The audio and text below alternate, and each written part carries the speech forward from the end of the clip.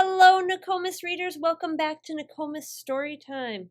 We have quite the snowstorm going on outside right now, so I have picked us some winter-related books to read for today's story time. The first book I'm going to read is called Snow by Yuri Shulevitz. The skies are gray. The rooftops are gray. The whole city is gray. Then one snowflake.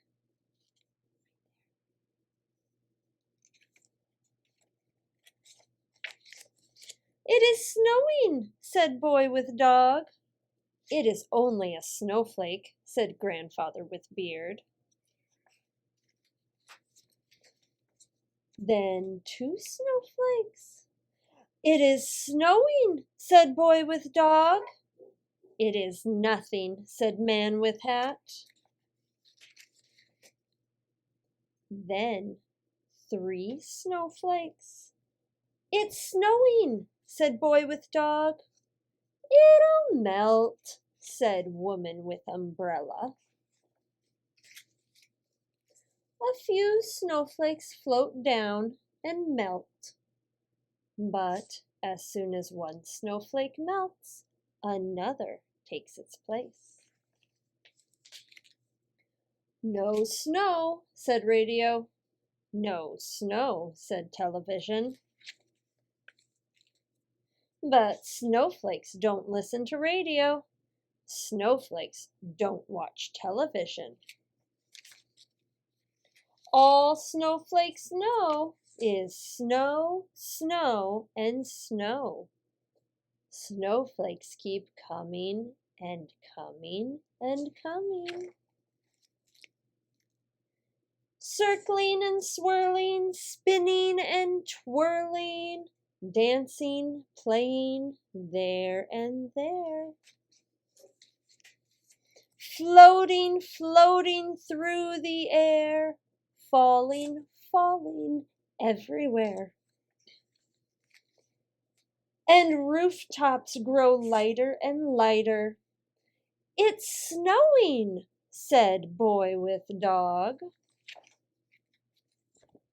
The rooftops are white. The whole city is white. Snow, said the boy. That book was titled Snow by Yuri Shulevitz. The next book I'm going to read today is called The Snowy Day by Ezra Jack Keats.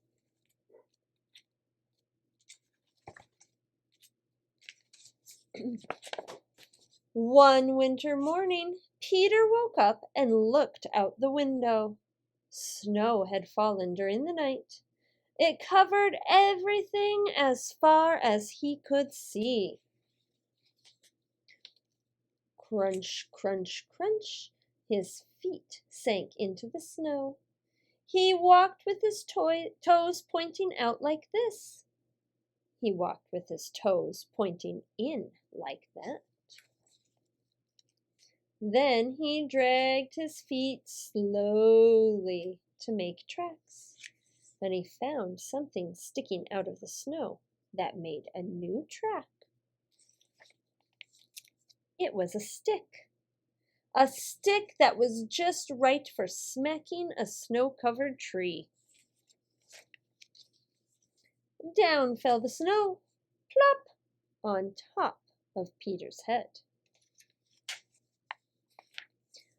He thought it would be fun to join the big boys in their snowball fight, but he knew he wasn't old enough, not yet.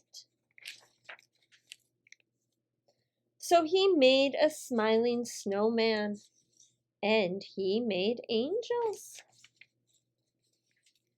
He pretended he was a mountain climber.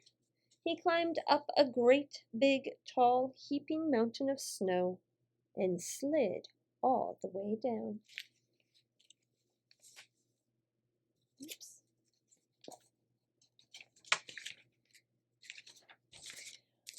picked up a handful of snow, and another, and still another. He packed it round and firm and put the snowball in his pocket for tomorrow. Then he went into his warm house. He told his mother all about his adventures while she took off his wet socks. And he thought and thought and thought about them. Before he got into bed, he looked in his pocket. His pocket was empty. The snowball wasn't there. He felt very sad. While he slept, he dreamed that the sun had melted all the snow away.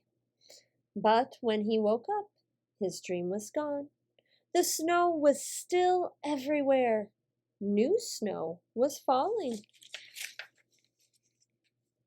After breakfast, he called to his friend from across the hall, and they went out together into the deep, deep snow.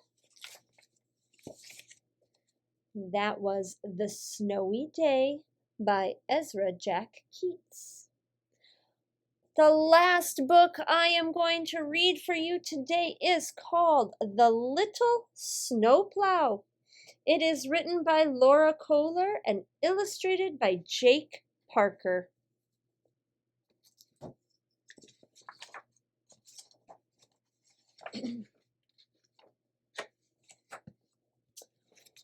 On the mighty mountain road crew, the trucks came in one size, big.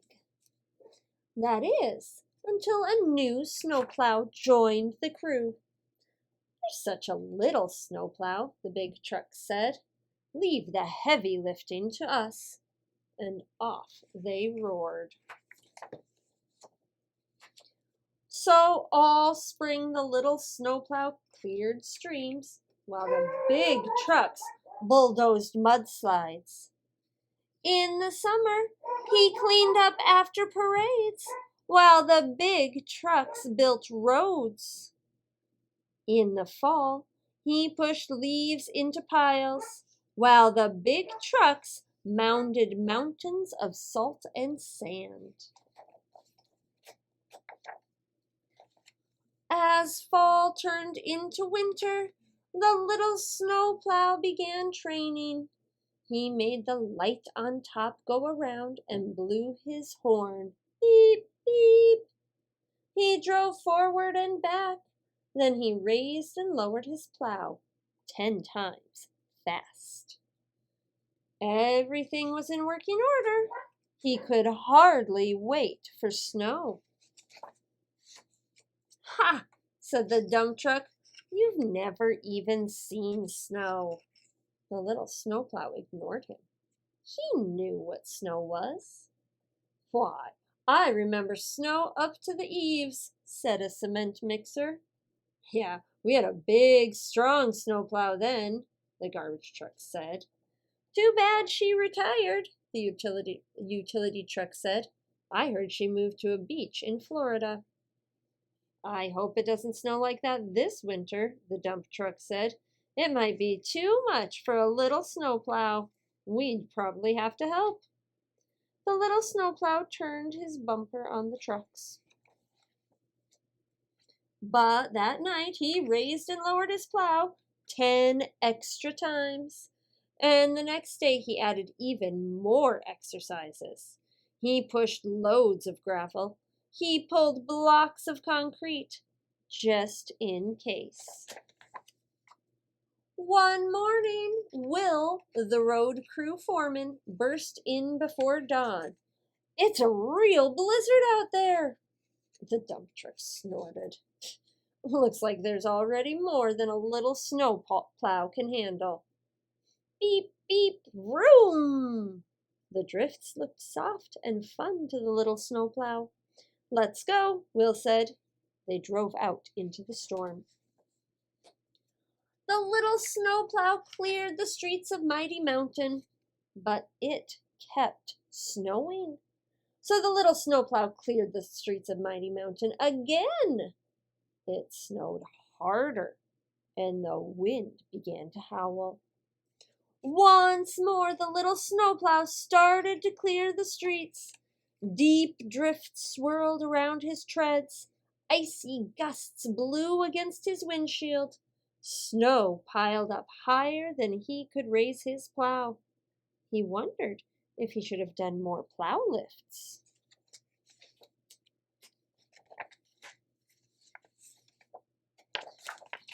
This one's too big for anyone to handle on their own, Will said.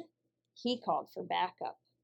I knew that plow would need help, the dump truck grumbled as he drove out.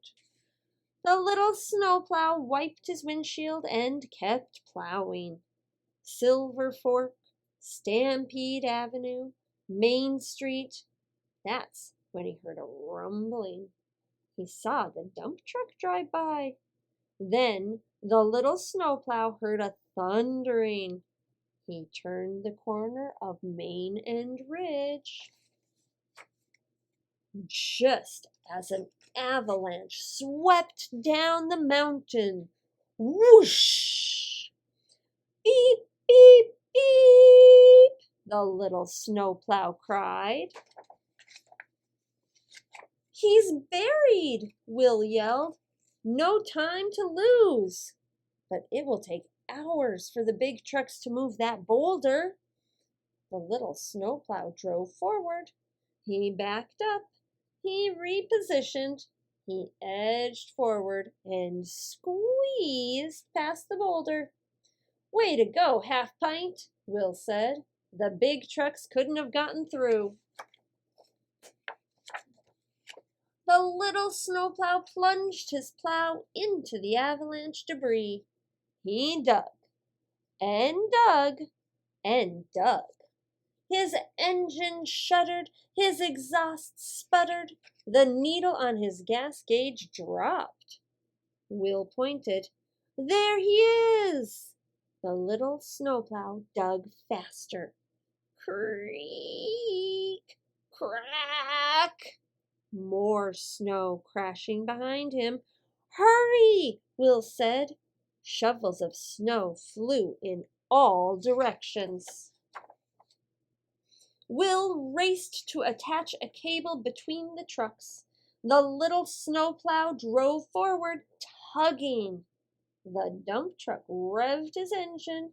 His wheels spun.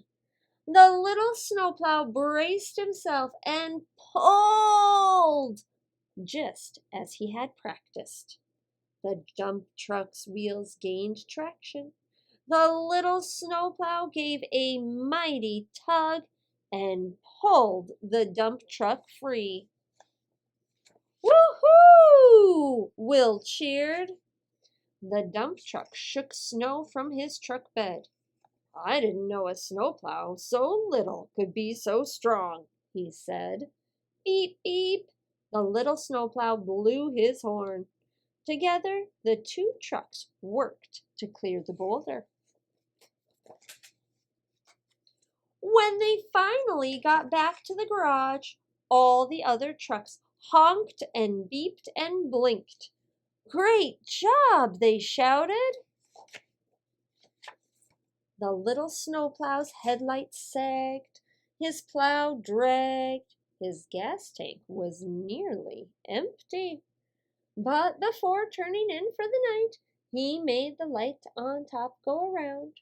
He blew his horn, beep, beep. He drove forward and back. Then he raised and lowered his plow 10 times, slow. Everything was in working order. He could hardly wait for sleep. The end.